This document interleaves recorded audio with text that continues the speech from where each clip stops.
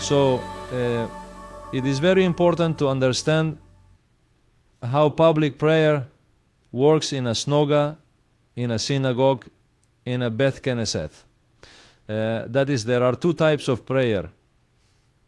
Private prayer, which each person does privately, and public prayer. When we talk about public prayer, there are certain things one needs to know. There's a protocol that one must understand.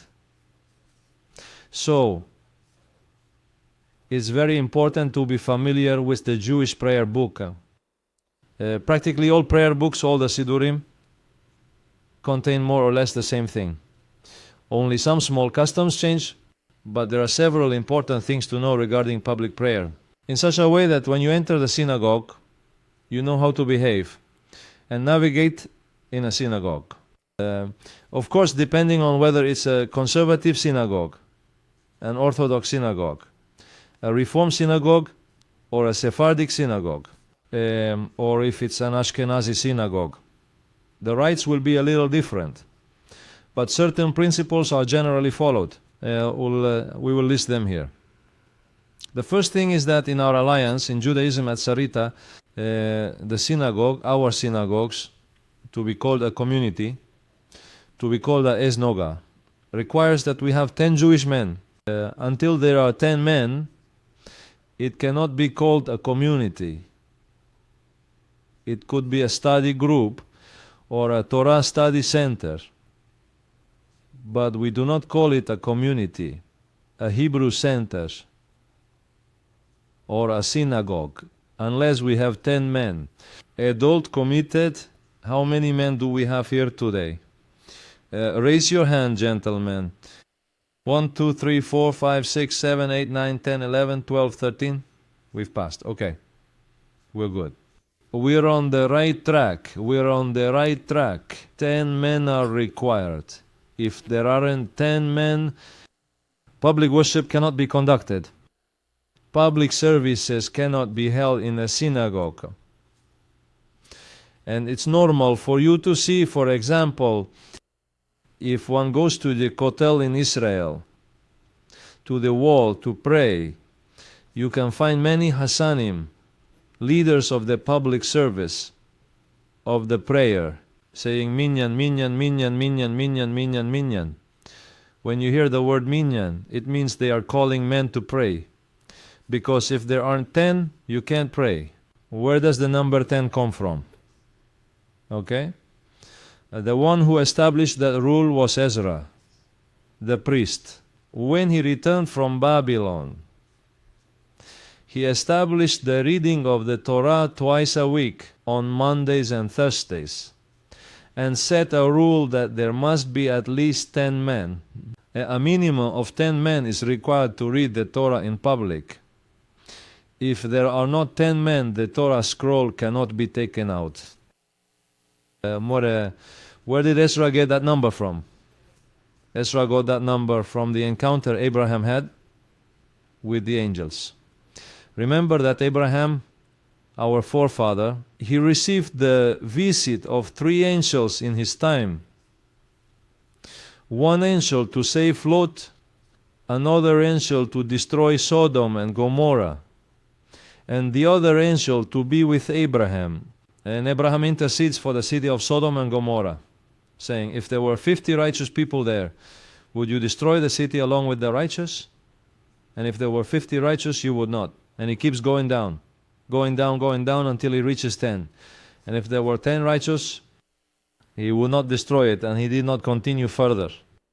He stayed at 10. 10 means it is always suggesting the idea of representativeness. Each time we reach 10, we are in the area of representativeness. For example, when the royal code says 10 days of tribulation, do not look at them as 10 days of 24 hours. They are representative of a process of tribulation. The tithe, what is the tithe? It is representative of the entirety of the blessing that one receives. 10 Jews praying is representative of the entire community. and if there are 100 women and 9 Jews, the prayer cannot be started. If there are 10 men and not a single woman, the prayer can begin. That is the rule. Okay? That is the rule. Of course, in our alliance, in some Reformed synagogues, women also count as part of the Minyan. And if there are women, then the service can proceed. In our case, it is not like that. We follow a different custom. That's a concept we must be clear about. Minyan. Minyan means the call for 10 Jewish men to pray. What else is important for the prayer? There are 3 daily prayers that we do. The morning prayer, the midday prayer, and the afternoon prayer. The morning prayer is called Shaharit. The midday prayer is called Miha. And the evening prayer is called Arbit. Okay? Arbit. Shaharit is done from dawn. Not the sunrise, the dawn. That light before the sun rises. Until the 3rd hour of the day. Until 9 in the morning. Shacharit can be done. Minsha starts at midday.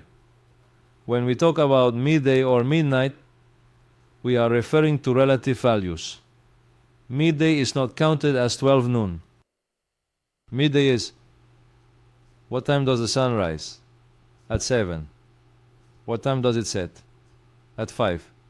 So from 7 to 5, how many hours are there?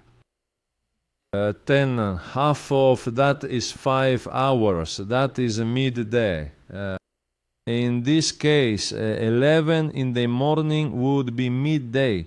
At night, if the sun sets at 6 o'clock in the evening and rises at 7 o'clock in the morning, there are 13 hours of darkness. Divide 13 by 2, and that number is midnight. So, we have the morning prayer called the Shaharit, and the afternoon prayer called Minja. At any time after the 6th hour of the day until the 9th hour is at 3 in the afternoon, and then at night, during the rest of the night of Arbit. Any of these 3 periods of prayer in a synagogue requires the presence of 10 Jewish men in order to perform it. Okay? What are the 3 most important events to consider during prayer? The 3 most important events are the Shema. Okay, the Shema. Second, the Amida. And third, the Aleinu. These 3 elements are the most important in the prayer. They cannot be missing.